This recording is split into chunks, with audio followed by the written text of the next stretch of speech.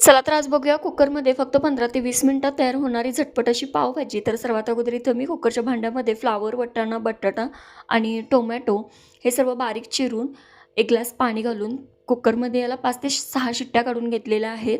Cooker पूर्ण थंड झाल्यानंतर या सर्व भाज्या मी मॅश करून घेतलेल्या आहेत. त्यानंतर एक मोठी कढई ठेवून त्यामध्ये 1 मोठा चमचा तेल घालून घेतलेलं आहे. थोडंसं बटर आणि तेल गरम झाल्यानंतर त्यामध्ये 1 मोठा चिरलेला बारीक कांदा घालून छान असा मऊसर परतून घेतलेला आहे. त्यानंतर 1 शिमला मिरची बारीक चिरून तीही छान परतून घेतलेली आहे.